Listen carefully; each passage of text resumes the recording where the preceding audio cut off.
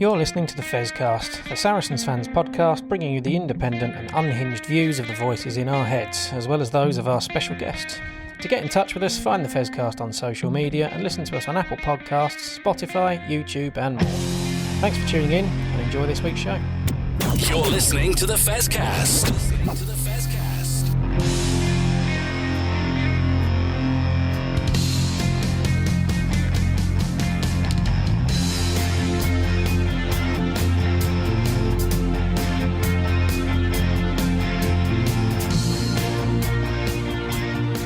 Hello there and welcome to this edition of the Fezcast, which I think is something like episode 15 of the current series. I'm joined by Alex and Barry to discuss a very enjoyable wet weekend at StoneX. One game was a lot easier than the other, but both the men's and women's teams were ultimately successful, which was good to see. We've also got an interview with Mike Hynard, who might not be known to many of you, but he's been heading the academy at Saracens for many more years than I had the courage to ask him how many there were, and had a very interesting chat, although I say so myself, and I do urge you to hear it through to the end, which has a very optimistic and hopeful conclusion to it, and which is also relevant to the copious rumours flying around at the moment, which normally happen in the lead up to the annual post-Christmas contract renewal season. So we'll touch on that later. But let's take things in chronological order. Barry and I were at the men's game against Claremont, but I think you, Alex, you've just seen the highlights due to the fact that the European matches are on Premier Sports. Is that right? Yeah. I wonder myself, given that ITV have just outbid TNT for the rights to England's home matches, it's hard not to think that European rugby have maybe missed an opportunity to promote the club game by doing a load of deals with terrestrial broadcasters. But unfortunately, we've got the current deal with Premier Sports in place till the end of next season. I wasn't sure how long that ran for, but I find it incredibly frustrating. I used to love the European weekends because you could basically sit there in front of the television and watch game after game after game after game. But that's not really an option now because, let's be honest, even the best of us balk at paying a small fortune for Premier Sports on top of the very large fortune we pay for TNT. Yeah, that's right. I did hear rumours of a deal through Amazon Prime that you could get the next 2 months for £8, but I don't think that's still going. But maybe a tip just to keep your eyes peeled out there, because there may be further discount codes that pop up in strange places. So speaking to the various Claremont supporters after the game, it seems that somewhere between 4 and 8 of the squad put out on Saturday were regulars in their 23, and it seemed to be that the larger the glass of beer that supporters were carrying, the fewer regular players were in their team.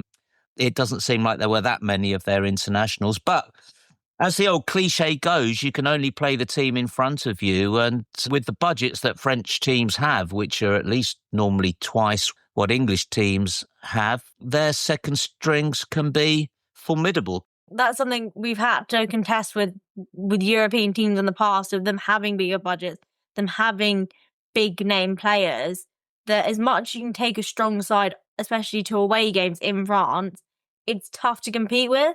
So actually to get this start to the campaign and say, we've beaten Claremont, okay, it was at home, okay, it might not have been their strongest team, but to say we've beaten them to start a campaign hopefully leads well going into the next few matches. Very much so, and there were a few notable wins by English teams, particularly Saints. And Barry, we saw last season when we lost to Castra's third team that it's not easy playing these French teams with their squads. And this performance was chalk and cheese compared to that terrible day. There's bits we could pick on from our side, and I'm sure we will as we discuss it, but Claremont were obviously not the side that we've battled with over the years in Europe, but defensively they were exceptionally well organised and their line speed was absolutely brilliant, particularly first half when it was most of the play was down at my end of the StoneX, but they didn't really offer an awful lot in attack, but I felt that defensively they really were on it and were very tough to break down. And I was actually a little bit worried at one point in the first half because we turned down a couple of kickable penalties. Certainly one of them was virtually right in front of the post, and come away with nothing. We're only 7-0 up at that stage. But obviously we then managed to get the bonus point before half-time. The second half was a bit of an anticlimax, really. We had a few catch and drives where the drives were more like catch and go nowhere, weren't they? Yeah. Which I think was down to a very, very solid defence. There was an interesting online session during the Six Nations with Di Flanagan, who's our new attack coach. And he said at that time they were putting in some really good work in training and that we would see a much quicker attack when the boys came back. And although we've just had 2 games, and just like swallows, 2 games don't make a summer, I think we've seen that increased speed in attack, which has obviously come from the drills that he's been able to work with the boys. But the other question is it down to seeing a certain Mr. Farrell at number 10? Well, I mean, looking at some social media today, that's kicked off another argument about our best 10. I've been a little bit surprised to see Fergus only on the bench for the last 2 games. I'm really, really on the fence on it, to be honest with you. I suspect Faz probably is the best number 10 that we've got at the club, but I don't know for how much longer we can say that. And the longer we persist with not giving Fergus a go, or a proper go at least, the more I worry about the future, to be honest with you. But yeah, at the moment, you can see why they're picking him. They are 2 different 10s. They're not the same style of fly half. And you can see why Owen gets the nod, but I'd still like to see a bit more of Fergus, to be honest. Well, I think Owen's been great in the last 2 games. I really do. But I also think that Fergus Burke has been really good when he's come on as well, because you're absolutely right. He's a very different kind of 10 to Owen. His break and his surge through a defence is much better than Owen's. And it did remind me, when back in the day when you'd see a young Owen Farrell come on to replace Charlie Hodgson. And he built up his experience by playing half a game all the time. The guy I feel really sorry for is Louis Johnson, who really deserves a chance. And I hope he can continue to be patient and wait for his turn, because people do get injured. Yeah, absolutely. I mean, Owen's not going to be able to give you probably not going to be able to give us a full season that is on full power, if you like. But yeah, Louis he has been patient. I'm sure he'll get further chances in the future. I just hope he can remain patient enough to get there with us. Yeah, when Owen was playing for England as well as for us, he was getting injured on a regular basis. He's obviously getting a lot more rest now. He perhaps has a lot less chance to get injured, but still must be a good chance of it. Don't want to see him injured, but at the same time, I do want to see Louis Johnson given a go.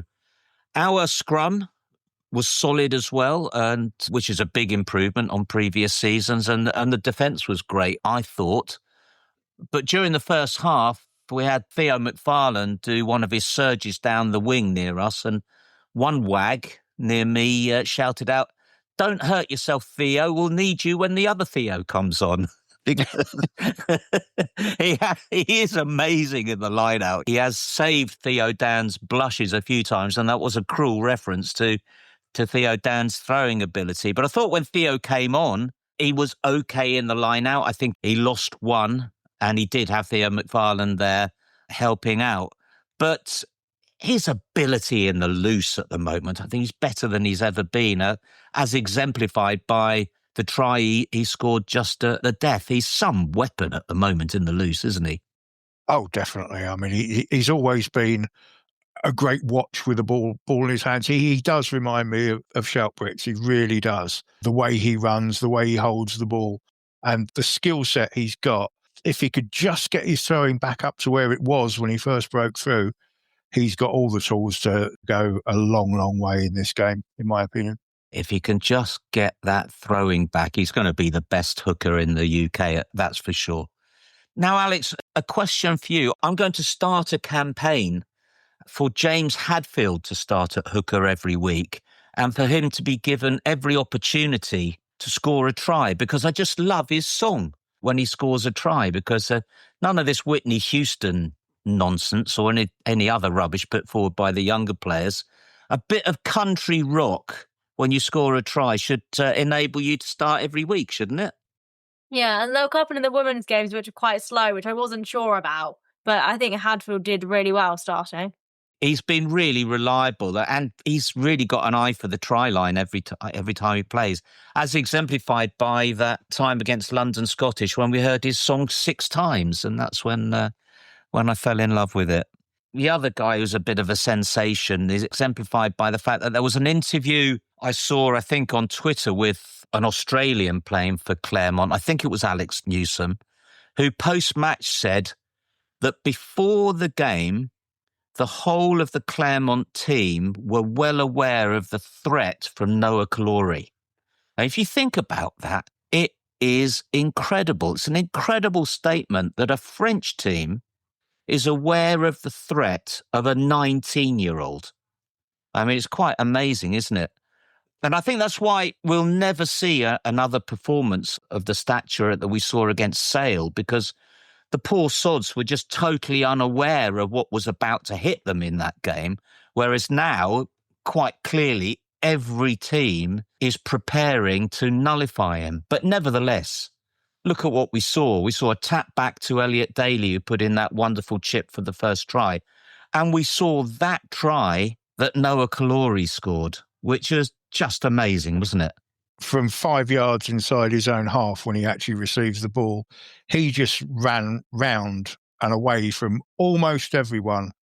The defender at the end, whoever it was, I think it must have been the fullback, was coming across, was actually catching him, but he was probably, if it was anything like me, he would have been knackered a long time before then, but he was probably catching his breath by then. But he is so quick, and funnily enough, we were talking about this before the game, me and the guys I go with, and we were saying, let's not just kick it to Noah. If it becomes too predictable, it becomes easier to defend.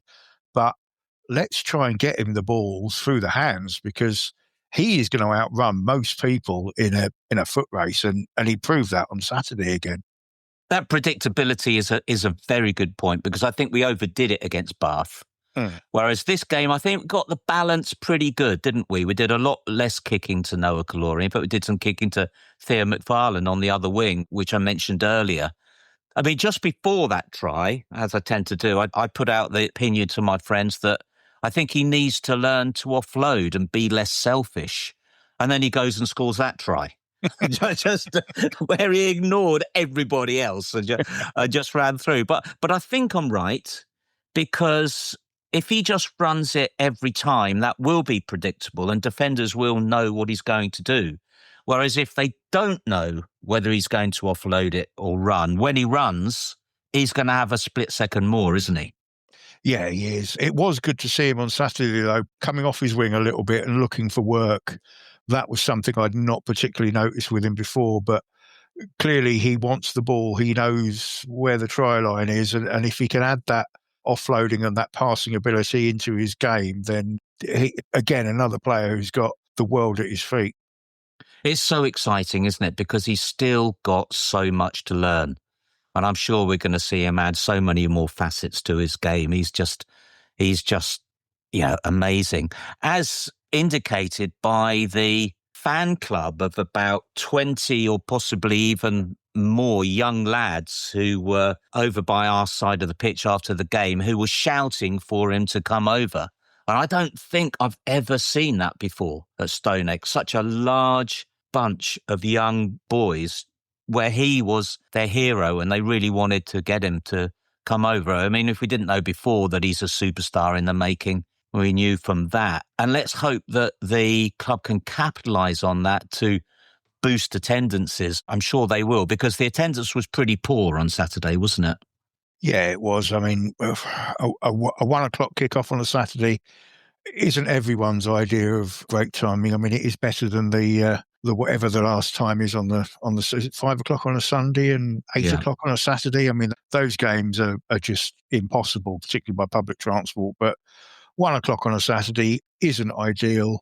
You would think with technology these days, if they want to show all the games, I totally get that. But put a couple on the red button or whatever the option is, or your second channel, and give people a choice, and actually remember that you do need fans at grounds for these games to actually be more enjoyable on television as well. So I'd like to see him sort something out about the kickoff times, but I don't suppose it's going to happen, really, is it? I think it's a symptom also of the competition being on Premier Sports, with people not following the competition and therefore it being low profile. In my opinion, they've shot themselves in the foot a little bit by changing the format and the qualification from the group. I mean, it used to be very hard to get out your group, and you had to go full noise for most of the games in the group stage to actually qualify. They looked at that, said there was too many dead rubbers at the end where teams couldn't qualify and weren't really fussed anymore. So they changed it to make it the exact opposite. It's now dead easy to get out of your group. I mean, you can win one game and qualify.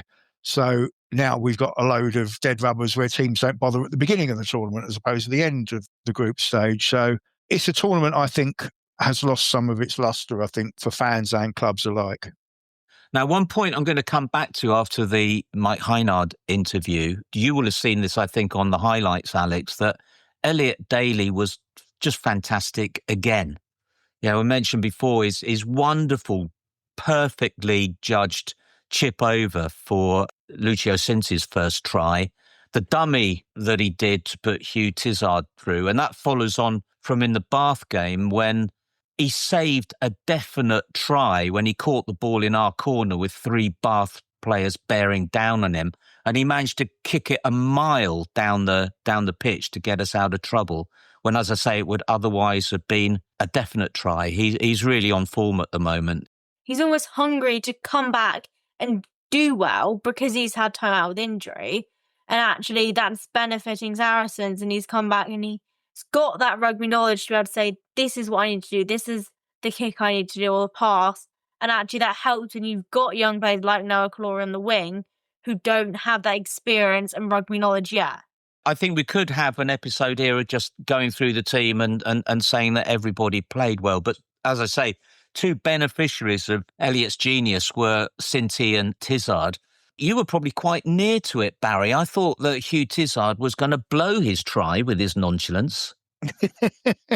Yeah, you can see watching it back on the highlights, he almost starts to celebrate a little bit too early, and then all of a sudden he realises he's about to get caught and has to put the hammer down again. But it was great to see him back on the score sheet. He needs a couple of tries, I think, for his confidence would have been done a world of good by his performance on Saturday.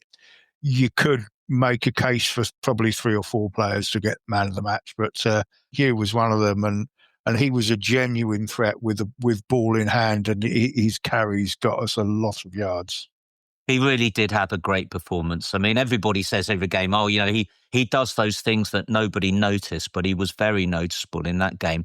And the other really optimistic thing I saw, that when Nathan Mikulov came on, he looks like he's grown a bit. And he certainly made up for lost time. He put in about 3 tackles in the first minute that he was on against not a small team, was really putting himself about and putting in some lumps in the tackles. The back row options we've got at our disposal at the moment are just incredible, really. And obviously there's still rumours about even more next year. And as I say, Lucio Cinti, I thought, was brilliant. His tries were superb. The second one in particular took a lot of finishing. And it was a bit of a worry to see him go off, although he was one of the few players after the game that made it over to the East Stand. He came over to say hello to the Noah Calori fan club, actually. And I'm not sure that he should have been the only one to make it over with the way that he was walking. But the fact that he was walking that far is hopefully a good sign, because he's really good at that number 13. I don't know who is occupying that position for Argentina, but they must be really bloody good to keep him out of the team. Off the top of my head, I don't know either. But yeah, I mean, again, we've discussed this before on the pod. We have a lot of players that are exceptionally versatile and can play 2, 3, 4 positions. And that is one of the great strengths that we've got. And it's one of the strengths that he's got. I mean, again, he's such a good rugby player. He'd probably have a go at 9 if you asked him as well. Quick point on the refereeing. I think since that, 4 or 5 hour game in the Six Nations between Ireland and South Africa, I think in the 2 games that we've seen since, there's been a lot fewer references to the TMO. And for instance, in the Bath game, that probably led to 2 tries being allowed that shouldn't have been allowed. I think Noah Kalori was tackled in the air before Henry Arundel charged down the pitch to score a try. And I think on Max Malin's second try, it was definitely a forward pass. But as I've said before, I think in rugby, 2 wrongs do make a right. And it is good to see fewer referrals to the TMO because it keeps the game flowing more, even though it did lead to the fact that for Claremont's second try, I think the ball was dropped and it would have been picked up by the TMO. But in the end, it didn't matter.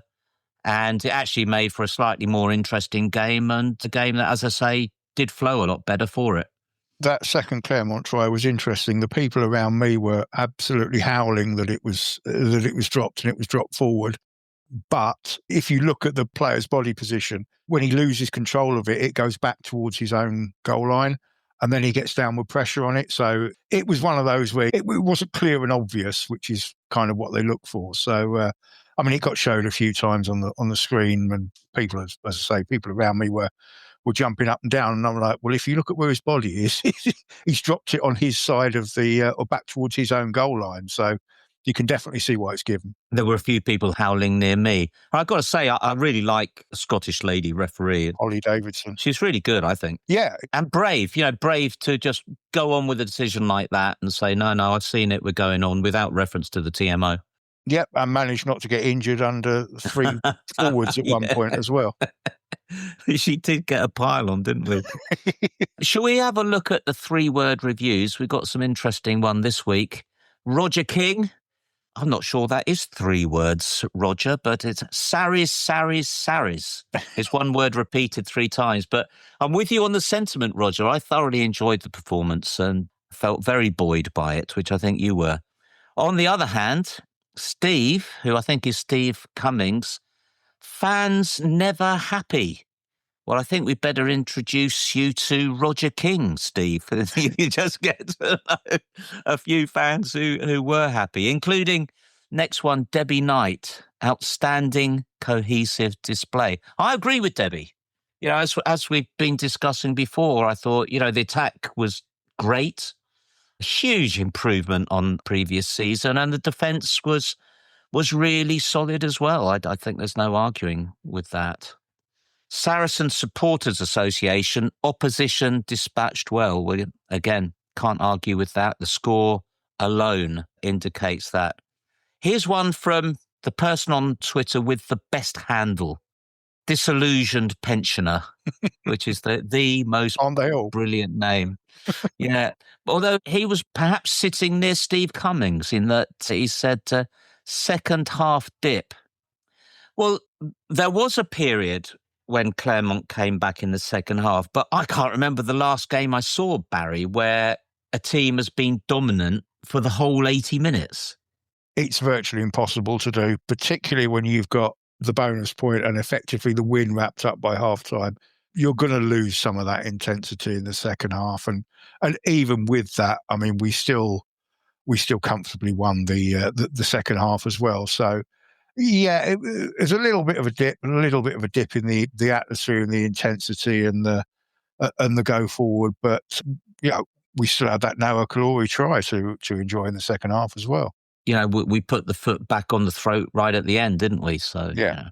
Gareth Baxter, here's a subject we've already touched on. Where was everybody? Yeah, absolutely.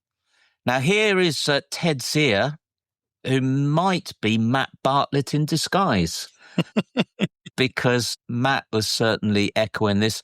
Poor at 9. Yeah.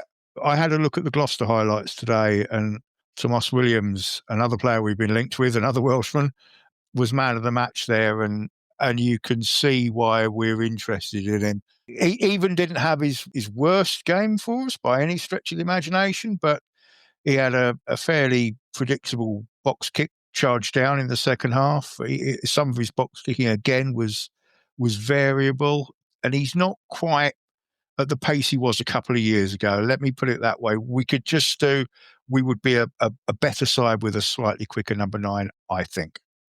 I mean, I thought he had an okay game. I thought he had quite a decent game, and he had sped up from the Bath game. But nevertheless, I was a little bit surprised that it took until I think it was the last 10 minutes for Charlie Bracken to come on. And for at least 10 minutes before that, in other words, 20 minutes to go, I was itching for Charlie Bracken to come on because he is quicker than Ivan Van Zyl, isn't he?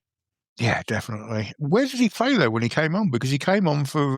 Was it Lucio Cinti he came on for? He did. No, you're absolutely right. And I think he went to the wing, didn't he? Yeah, I think he did. And there was one point where he got a pass out on the wing, and it would have been good if they just substituted his brother for him. I don't think the ref would have noticed, do you? He was probably shouting wrong Bracken when he got the ball out. I know.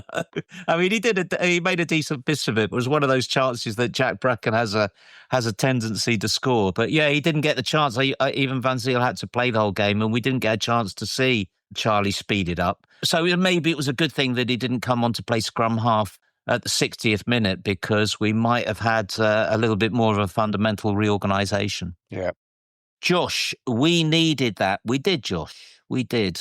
Well, here we go again. Here's one of Steve Cummings' bugbears. Jimbo, better but average. I don't think we were average. I really don't. You know, as I said, even French second squads are really good. And, yeah, we dispatched them. Yeah, you can only beat what's in front of you. We scored 47 points, won by 37, and were never seriously troubled for all the little bits we picked on and pointed out during the game. If that's our new average, I'll be quite happy with that, actually. I agree with you. If we can play like that against every team, I think we're in for a very entertaining end to the season. Just a couple of minor points I want to touch on. I don't know whether you saw the Broadfield School Choir at half-time. A bunch of little kids from what I think is the new primary school arm of the Saracen School. And it was a fantastic effect when they started singing, because slowly everybody was sort of standing around having their half-time chat. And one by one, everybody shut up and turned to listen to these, 8 or 9-year-olds in their jumpers in the rain with their Saracen scarves, so not much rain protection, being absolutely fantastic. And they got a great ovation at half-time. So wouldn't mind seeing that again. And then lastly, I had an incident, Barry, which is sort of a very good analogy for my time on the Fezcast, because there was a guy sitting next to me who, first time he's been to a game, and as I tend to do, I was having a chat with him, saying, that was a great catch by Thea McFarland, or Owen's done really well there. And every time I said something, he would turn to me and smile and nod. And then on the 60th minute of the game, he got his phone out and he video WhatsApped a friend and started signing to them. So for 60 minutes, I've been having a chat with this bloke and he hadn't heard a word that I'd said. So there you go. It's not just on the Fezcast that nobody takes any notice of me. Sorry, what was that? Yeah, it was amazing. When he started signing away, bloody hell, he could have told me. Just going back to the choir thing, I don't know if they got up to where you sit. There was some Investec people going around with the old T-shirt cannon, only this time they were firing out little cuddly zebras. One of the church choir, as they went off, because they went in the opposite direction to the people firing the zebras, mugged one of the zebra carriers for one.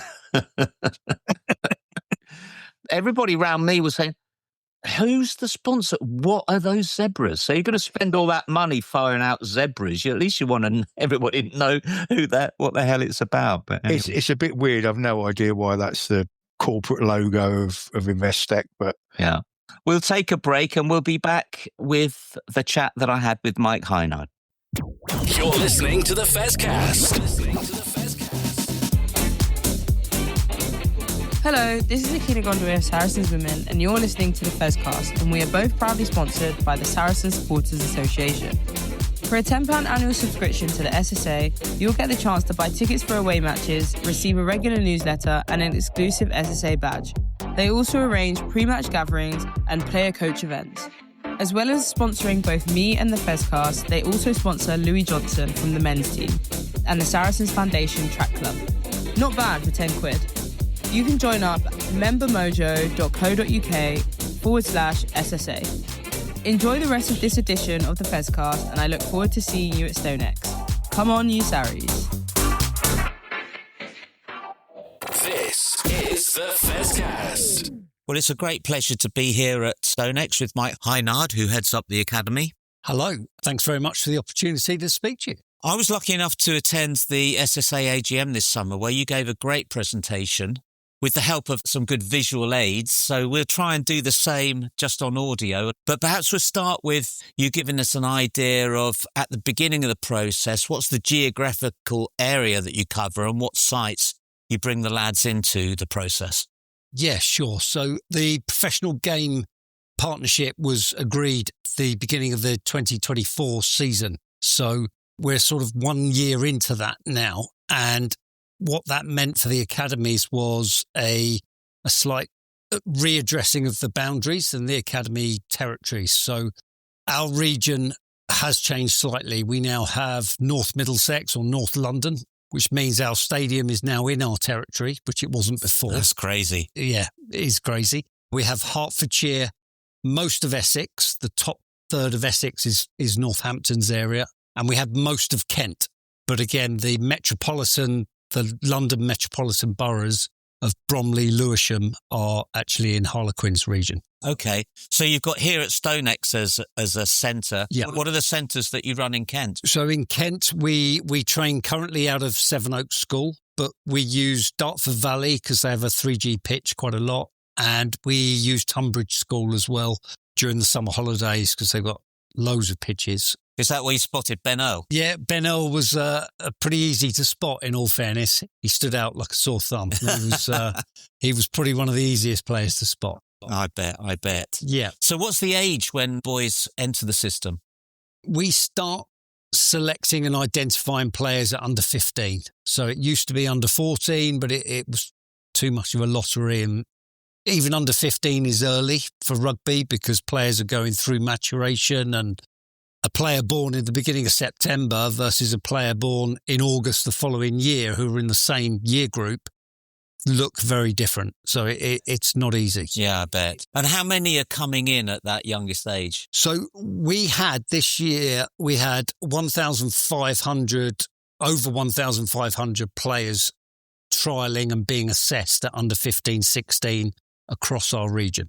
That's amazing. That's a huge number, isn't it? It is huge. They're all put forward through open nomination from their club coaches or their school teachers. So if they feel that they have a player who is of high potential, we invite them in for trials.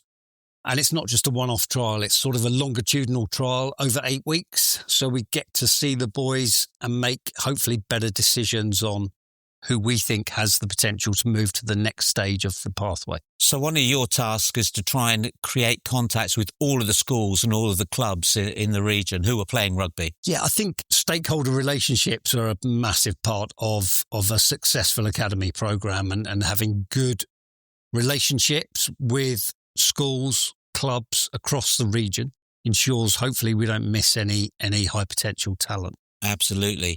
And then at the end of the year, you've got an assessment process to, presumably as the lads go through the years, there's a bit of a narrowing down. Yes, so it's difficult. Under 15 and under 16, we have the 4 regions. So we have 4 regional centres with about 50 to 60 players in each centre at each age group.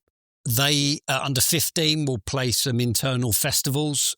So the North London site will play against the Hertfordshire site, and the Essex site will play against the Kent site, and they'll play each other. And we can then get a bit of a gauge on who sits where in the ranking order. But what tends to happen is most of those players will transition through to the under 16s, but we'll also have selection of new players that have been nominated that we throw into that pool. And there is a churn of about, it varies year on year, but between 40 and 60% of that group churn each year. So it changes from under 15 to under 16. And is that a mixture of you saying to lads, I'm sorry, this isn't really working out? It's a mixture of new talent coming in and being better than what was there. And it's a mixture of some players might have been a September born under 15 and fully grown, and others have then caught him up and overtaken him. And presumably there are some who lose the desire, is there? There is. I would say that's very rare. I think we try and do, and it's a big part of it. There are huge numbers, and there aren't many that will progress and play for the first team.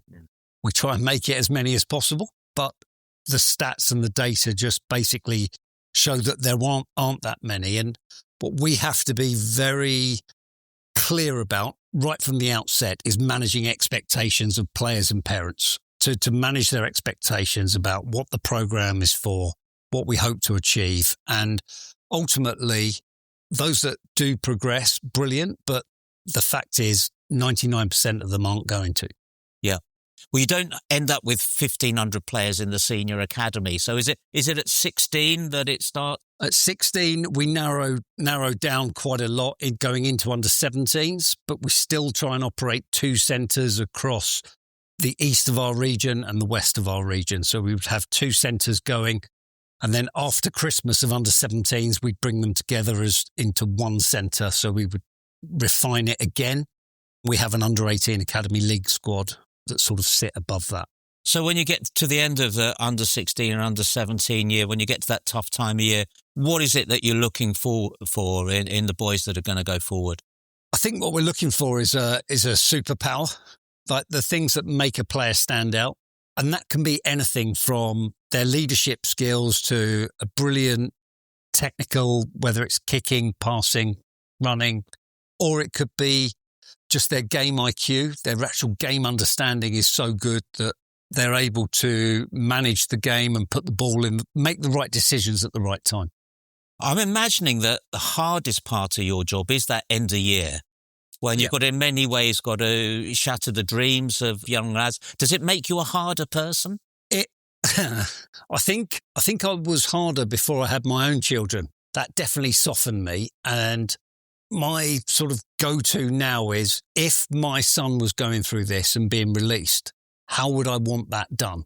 How would I expect the conversation to go and the messaging and the tone of that meeting? So I think that's always a good litmus test for me, is actually, if I'd be happy with my son receiving that news in a certain way, then I'm happy to try and fulfill all those expectations. That's a very good way to go about any difficult thing in life, isn't it? How would I like to be treated, or how would I like my family to be treated?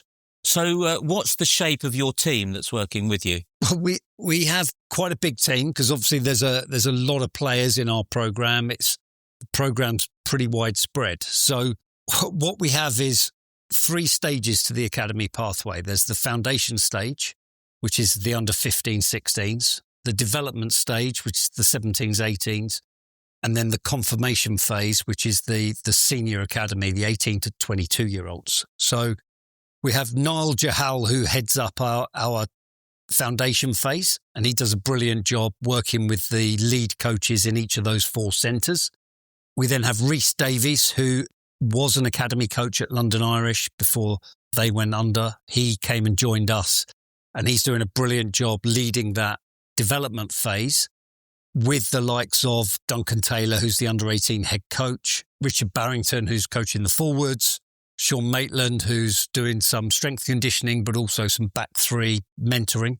So we've got real ex-Saracens players who are able to identify and bring through players with a Saracens DNA, which is ultimately what we're after. So they're young on their coaching journey, and what Rhys does is really help them with their coaching processes. So they might understand the Saracens part, but they're young raw coaches. That Rhys is an experienced RFU coach developer.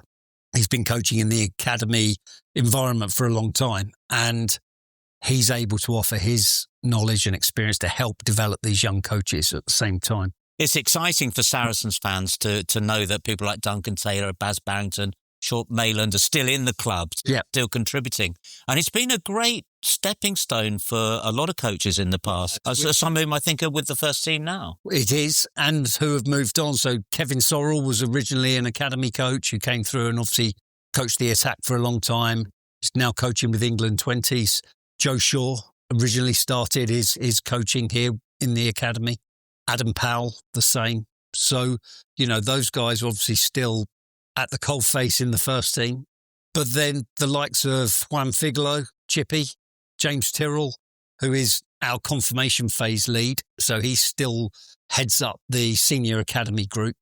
But yeah, we're very proud of the academy. For me, is about developing players, but it's about developing staff as well, and having coaches come through, having analysts who come through, having Laura Tullock, who's now the head of medical for the senior squad. She started off as an academy physiotherapist. So she's come all the way through our academy program. So whether it's staff or players, we look to develop people who can hopefully go on and achieve great things. It's great, isn't it? You're obviously giving them a really good training as they go along. As the lads get older, up towards the senior academy, I imagine that rugby's taking up a greater part of their time. How does it fit in with their education? We're of the view that busy people are good people.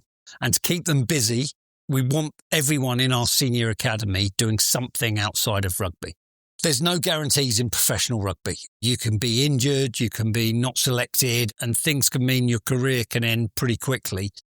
We just want players to be as well prepared for the next step of their journey or their life as possible. So whether that's studying for a degree or doing a planned and work placement at a company or environment that they're particularly interested in, it doesn't really matter. As long as they're setting themselves up for the next stage of their journey, that's what's important.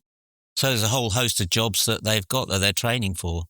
Absolutely. Yeah, absolutely. So we've had different boys doing different things. We've had boys doing plumbing courses. We've had boys studying chemistry at university. So it's really different and varied. What's important is that they're doing something that they're genuinely interested in, and they're genuinely is going to help them with the next step of their journey. I worked at Nottingham Forest for a while, and I loved the academy side of it.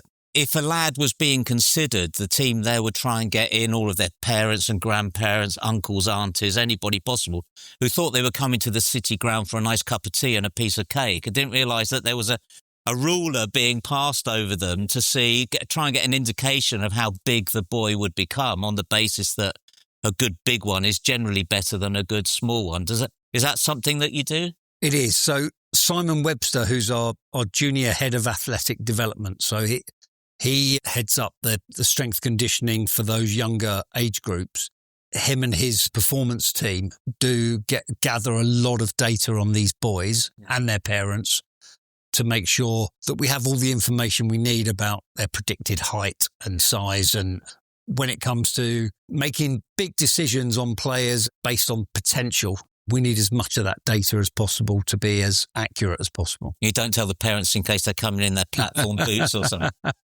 But the other thing at Forest, there was a lot of pressure put on the boys, for academic success, because there's a proven correlation, I'm told, that those who do well in their exams have a good football intelligence. Yeah. In other words, being able to read the game quickly, being spatially aware and make decisions quickly. Do you see the same correlation in rugby?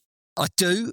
And it's definitely true that players that do well in exams and their study and their education, with that comes, you need discipline. You need discipline and work ethic to be successful in the classroom. You need discipline and work ethic to be successful on the rugby pitch. So things do translate from one environment to another. And we spend a lot of time talking to the boys about the core values of the club, and actually how being disciplined, working hard, being honest with yourself and your teammates is good in every environment, whether it's at school, at home, or here at the academy. It's that good training for life as well, if whatever happens. And the other part that I found fascinating was, we all know about the association with Ampthill, but actually there's quite a large range. In particular, I was amused that you've got lads at Hartbury. Yes. But I imagine they're at danger if they're any good at Gloucester trying to pinch them. But well, no, we're all pretty well protected now with regulations around compensation. And that was a lad who particularly wanted to go and study a degree at Hartbury, but he's still in our senior academy and doing very well. And We find a way for players to, if they want to go and study in a certain university, it's up to us to find the appropriate competition offering in order for them to maximise their potential. So you've got lads at a whole range of clubs and places. Must be one heck of a task to stay in touch with them. We have relationships with Ampthill, Bishop Stortford, Old Albanians, which is where the majority, as well as Loughborough University and Brunel. That's where James Tyrrell, who's our confirmation phase lead, between him and myself, he's very proactive, and we're on the phone to all those lead coaches in those clubs, making sure the relationship's good, but also we're trying to make sure that all our senior academy boys are playing as regularly as possible at whatever stage of the league system that is most appropriate for them. Yeah, and presumably you have to get around and have a look at them. Absolutely. Yeah, but I quite enjoy watching some of the National 1, National 2 and Championship. I've seen boys still playing there that may have been in the academy a long time ago, but still playing their rugby. And it's lovely to go and watch them, still see their parents, have a chat, and still see boys involved, because there's a lot of bad press about players who don't progress, who then drop out the game.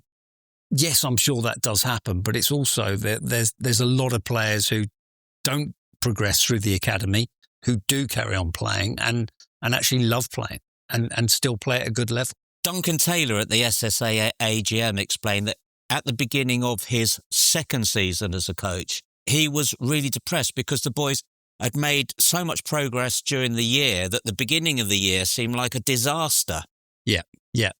I think, again, when you've got young coaches, you sort of go through with an age group and then they finish their under-18 season and you finish at almost the peak. You've climbed Everest with that group and they're as good as you know them to be.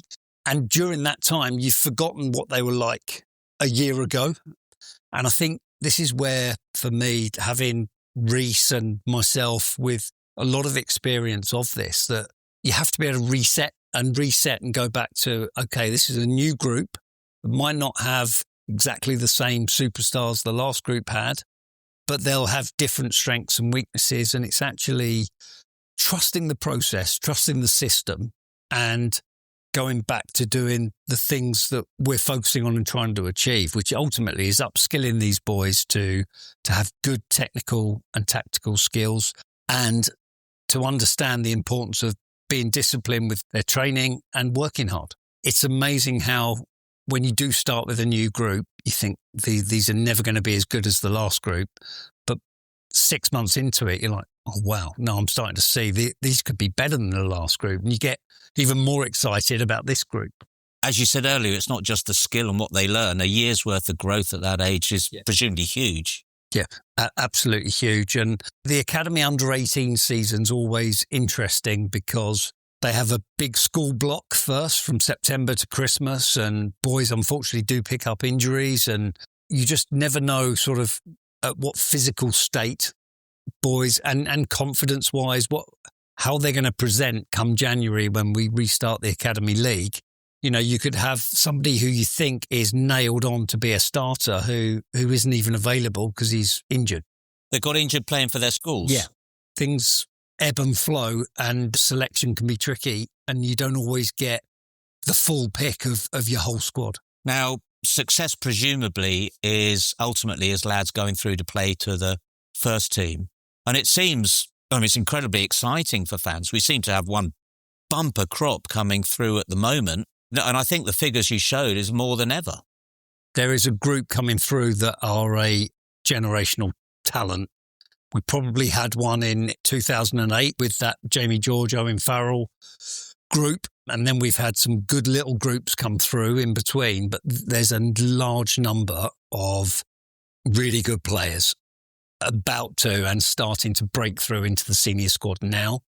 And I genuinely think if we get our business right and get these boys the opportunities that they're going to demand because they are good players and we're able to give them those opportunities, I think we could have a really exciting young homegrown squad for the next 10 years that will compete in the knockout stages of the Premiership and hopefully Europe.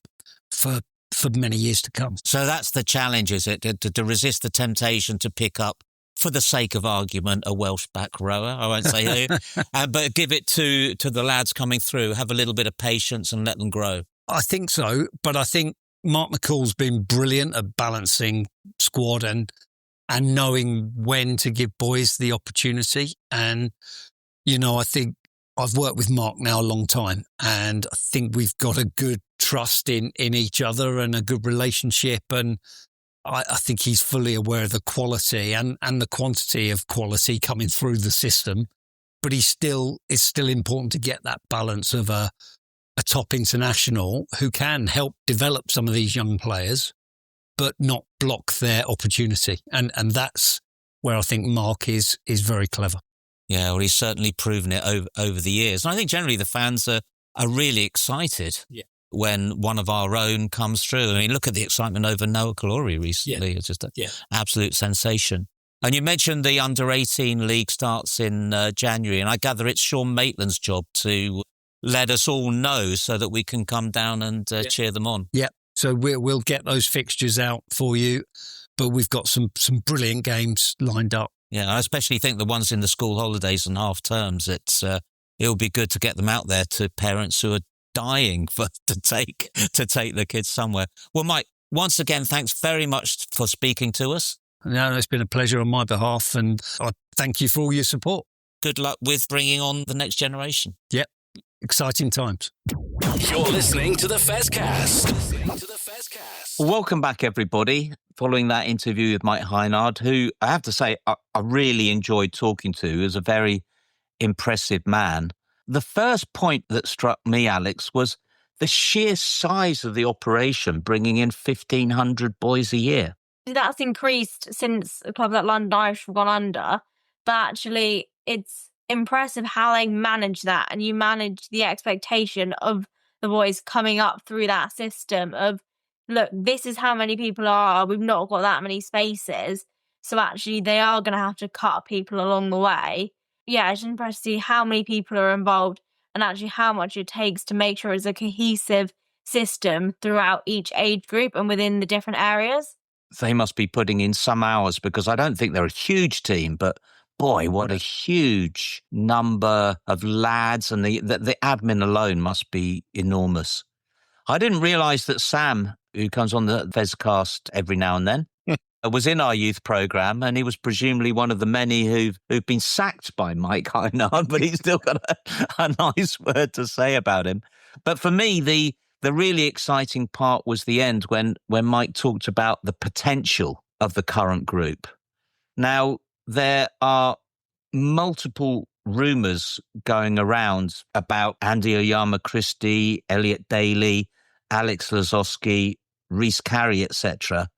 And just to take him as one example, Elliot Daly is probably my second favourite Saracens player of all time after Chris Ashton. But he's coming towards the end of his career.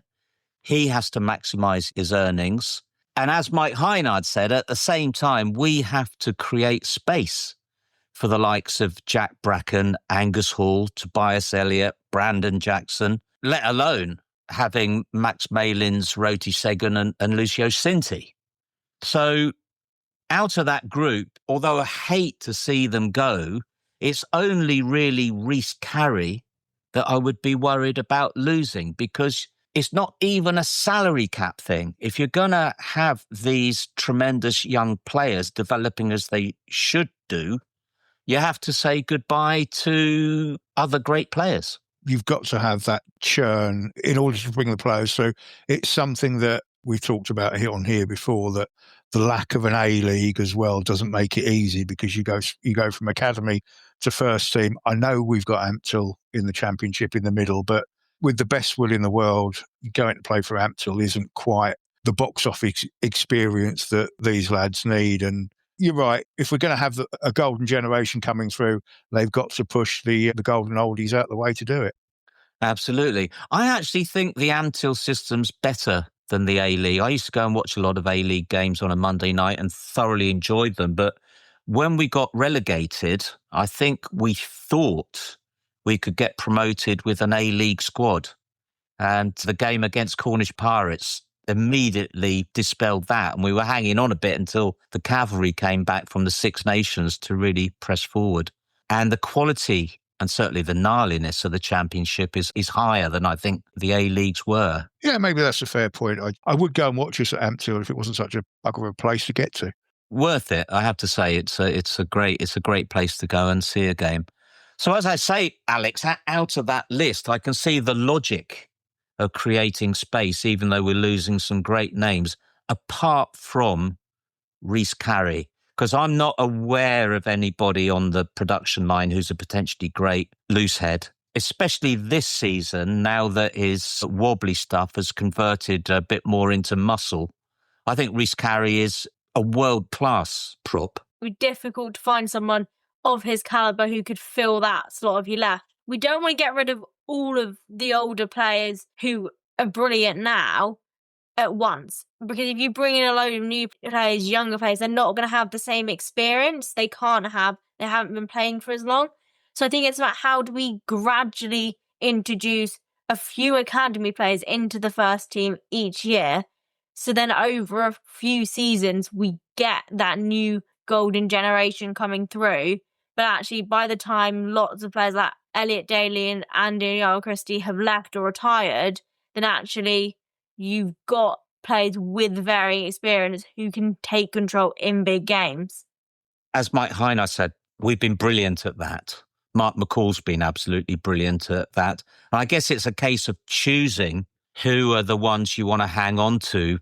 I think we brought Max Malins back for this reason, to coax the best, as you say, out of those young players. And we've got to create space because pretty soon Olamide Siddiqui has got to be getting the kind of minutes that Charlie Bracken has been getting to make that next step up. And we're seeing Samson Adejimi going to Newcastle on loan, which I think, again, is a really good move because he'll get the kind of minutes that he needs to come along and be the next hooker as well. Barry, I think you were really impressed by the fact that it's not just an academy for players. It was interesting to hear all the coaches and even Laura, the head of physio, who's come through that academy system, has been brought through by Saracens. And I've got to say, Duncan, it was a great line that you came up with. Good training for life. As Fezcast Enterprises Limited, we should probably sell that one to the club. And as I said, it's fantastic to see Duncan Taylor and Baz Barrington there. I was lucky enough to speak to Baz Barrington, as we heard on the Fezcast when I went up to Ampthill for the last time. And he's such a great character. And I'm sure that he's bringing that character through to the young lads and really inspiring them. Yeah, proper old-fashioned, if you like, rugby forward. A lot of character, a lot of knowledge. And yeah, it's got to be good for the kids to be learning off of these people. Old-fashioned, yeah. He wasn't slow to get to the bar after the game at Ampthill. That's what I like to see. Yeah, no, he was good fun. Okay, well, shall we take another break there and we'll be back for the second wet game at the StoneX with the women. You're listening to the Fezcast. Hi, Alex Osterbury here, Director of Rugby for Saracens Women. You're listening to the Saracens Fezcast. This is the Fezcast. I was lucky enough to get down to the StoneX yesterday for the women's game. I spent all of half-time asking everybody I know who actually knows something about rugby. For instance, Nigel Eaton was there and David Loxham. I know bugger all about rugby. I was trying to work out what happened on the 15th minute, because up until then, we were totally dominant. At 10 minutes, we'd scored 12 points, so we were doing more than a point a minute, and it looked like it was going to be another cricket score. But then Loughborough did something. They pulled themselves together, and for the next, up until about the 60th minute, I thought they were going to win. Yeah, I always wish we hadn't started as well, because Loughborough seemed to adapt very quickly to the fact of how we were playing and the fact we were going for tries and able to defend that, which I think is credit to how the league's going. When previously they would have just not been able to combat that and we would have ran in probably 50 plus points. But actually, we need to know that that's going to happen and we're not going to be able to just start well and then score loads of tries. And that actually, if we find that they're then blocking us and they're defending well, we need to have a plan B or C to counteract that. which we didn't really come up with until it was about 65 minutes. We could barely get the ball off them. They were so dominant up front, weren't they, once they decided to play, especially in the scrum and line-out. Their scrum and line-out was really impressive. We were lucky to go in at half-time still 2 points ahead, and then they went ahead, and I thought that was it. But what I think changed the game was when their front row changed, and suddenly we started having a little bit of parity in the scrum and even winning the scrums. And from that point on, we just pushed ahead, didn't we? I don't know whether changing around our props and having Liz Craigstone and Kelsey Clifford move to tight head had an impact on that, because they haven't really played together as a front row like that. So whether it had been better to start with Kelsey Clifford and Donna Rose and then have Liz Cake and Carmen Tremaine come on like they have done in the past few games. But actually, whether we decide, okay, we're going to rest players or whatever, is actually we need to front up physically, because if we can't front up physically in the scrums and the line-outs, then it doesn't give us a good platform for the backs to play off. And we know what the backs can do if we give them the time on the ball. Well, that is an interesting point, that we started with two props who weren't perhaps familiar with each other. We had May Campbell in the middle, of course, and you'd expect quite a good scrum with her in the middle. But their forwards managed to dominate up front, get it out wide to some pretty good runners they had out wide as well, didn't they? Clearly, Loughborough looked at us during the week and said, actually, if we can get it out to their wingers and people like Fancy Mudas who've played for us before, then actually they know they can exploit the space, especially considering we had Sydney on one wing and she's not a winger.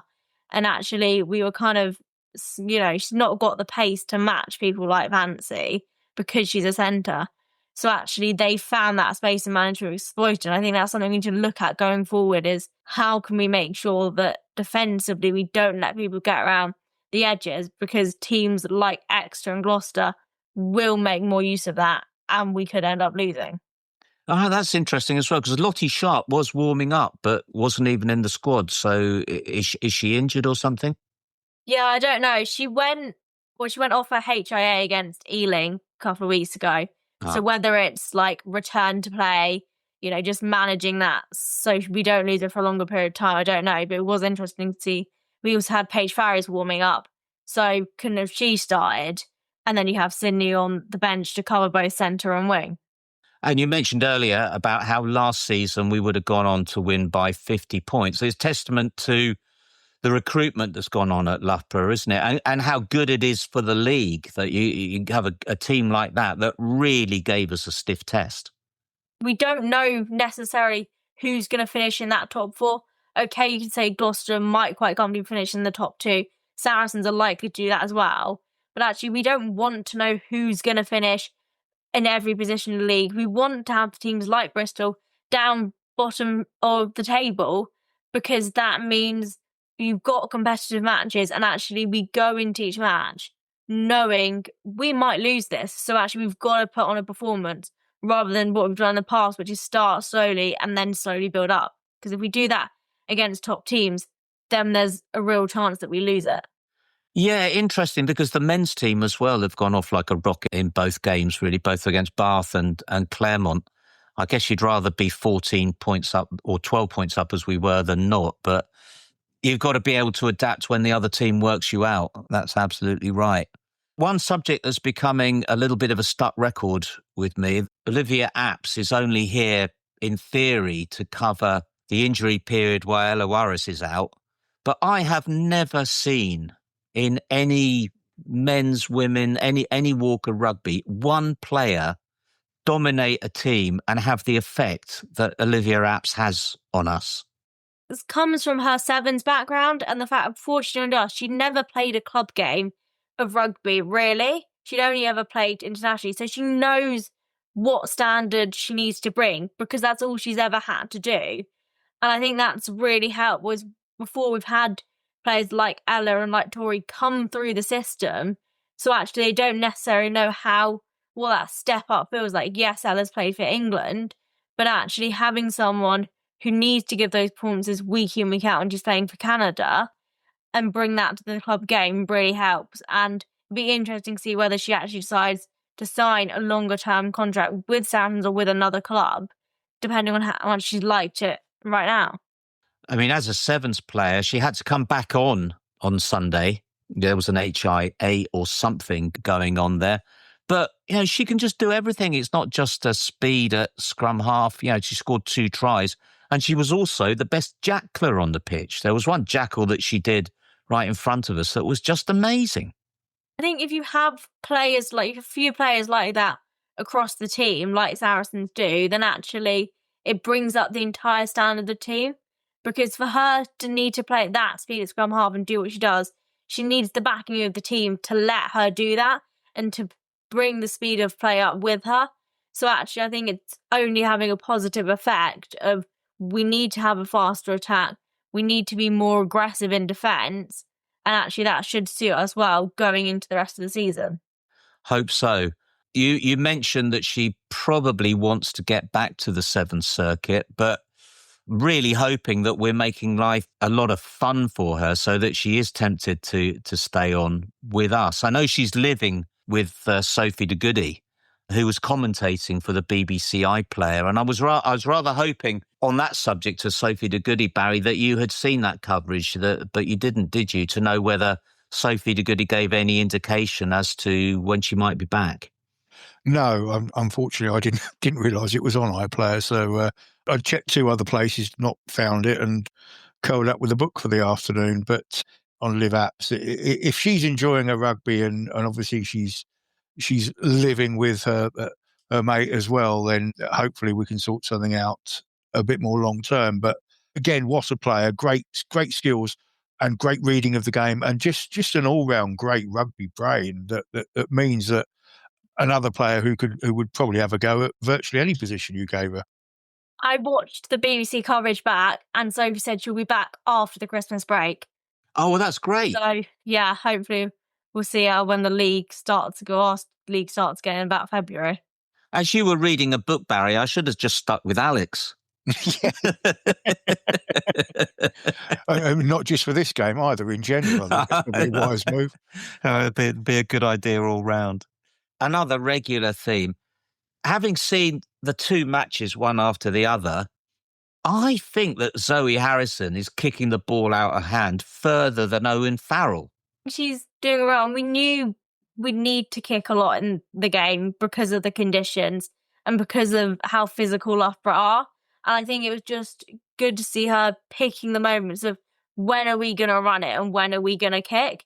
And actually, if we can have that boot and also having Beth Blacklock on the field to add a second kicking option, because we don't have that with Jess at fullback, actually meant Zoe was trying more because she knew, okay, we're not going to be able to run this out. So I may as well try and kick it and we'll see how it works. And actually, it worked really well for us. And was Zoe Harrison captain again? Yeah, she was co-captain with May. She's really growing into it, I think. Was during that period when Loughborough were really dominant and they just scored another try. She was the one calling everybody back behind the posts and giving them a right old talking to. So with her own performance and that leadership, I think she's another one in a rich vein of form at the moment.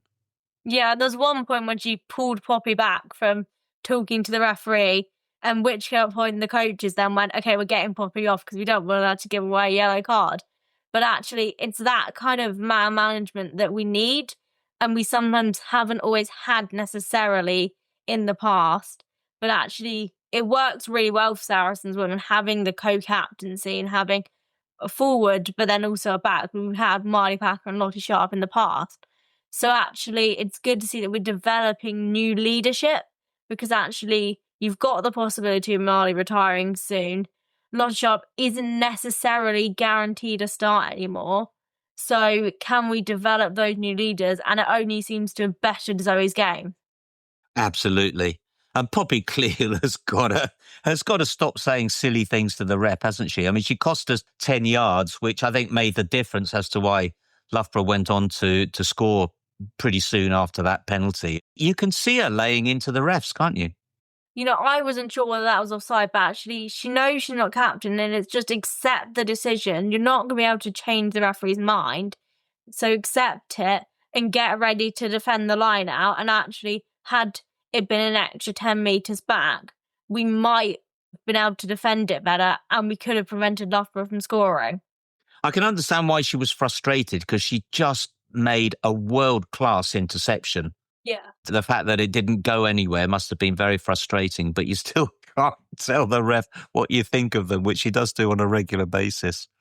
One question mark in my mind, I don't know, more of a question than a strong opinion. I'd be interested in your opinion on it. Do you think that Jess Breach is having a little bit of a post-World Cup hangover? Partly because during the World Cup, she very much was a winger, and that's who she was for England. We had Ellie Kildan at fullback, and then our backups were Emma Singh and probably Helena Rowland.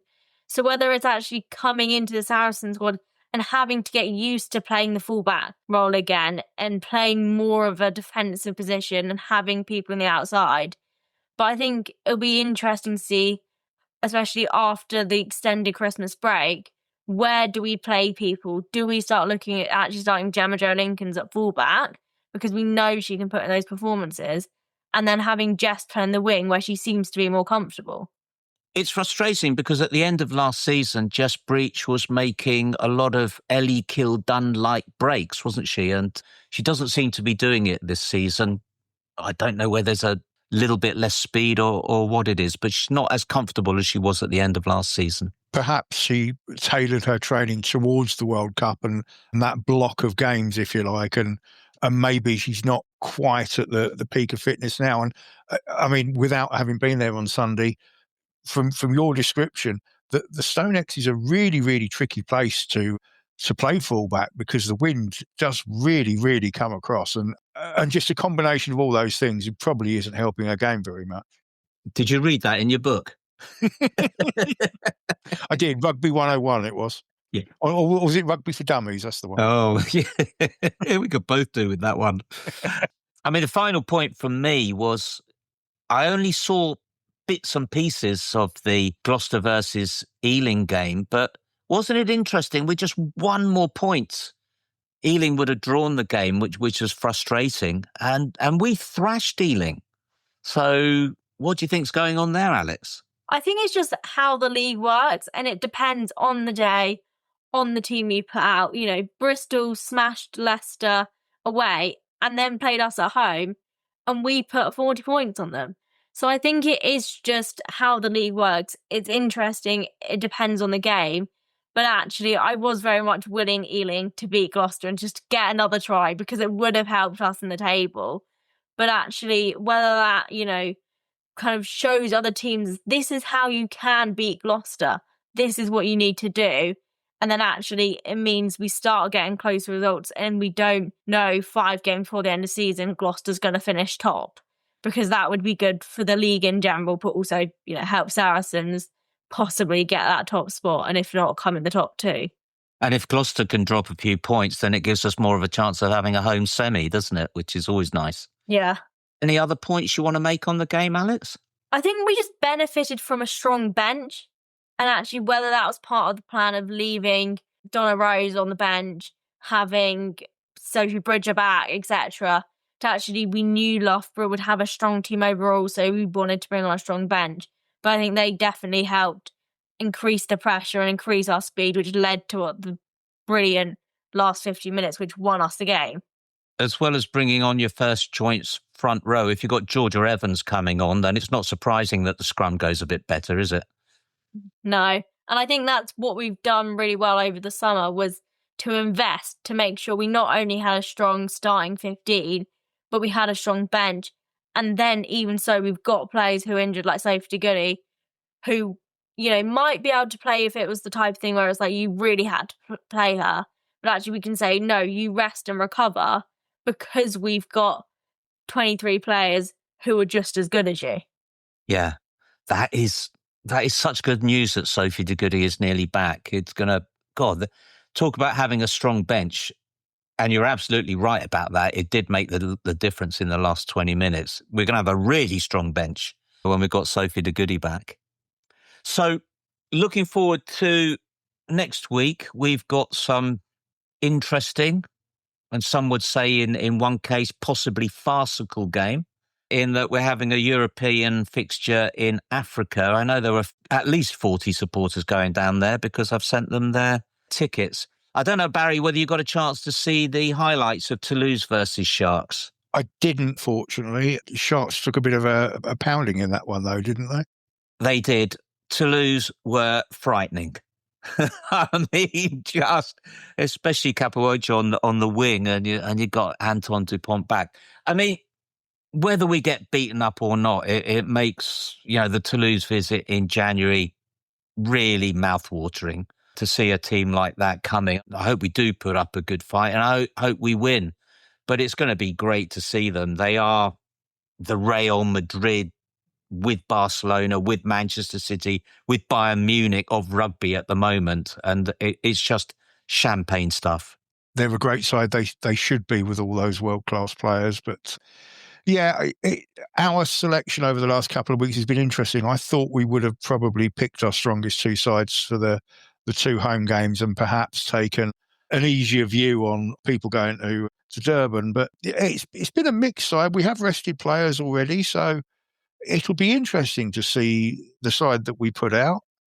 Obviously, it's going to be tricky going over there, but I hope those that go have a great time. I'm sure they will. And we couldn't keep on thrashing Ben Earl and JMG in particular, could we? And they had to have a break. And I don't know whether Mauro's got an injury. He came off it in the last England game, didn't he? But it's going to be interesting. We're obviously taking it seriously with our reconnoitring trip earlier in the season.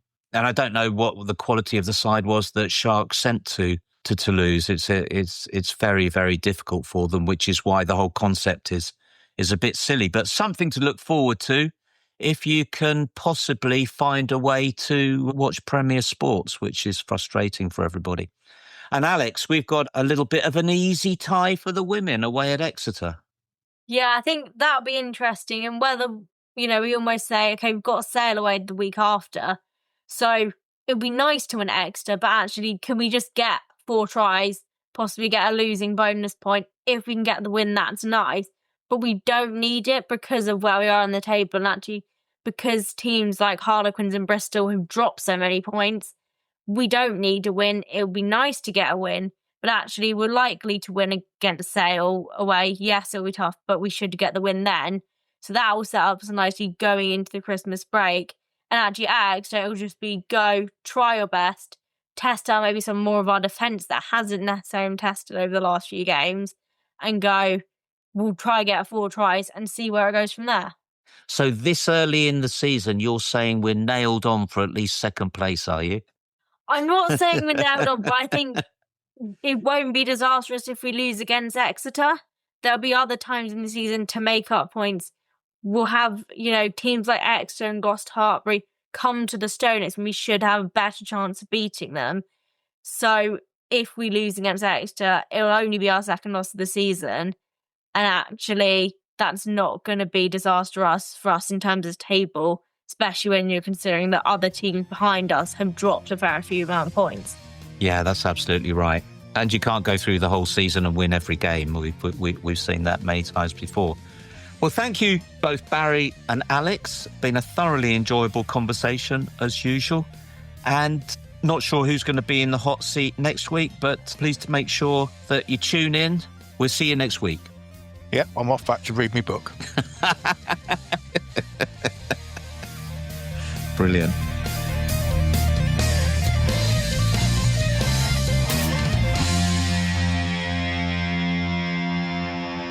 This is the Fezcast.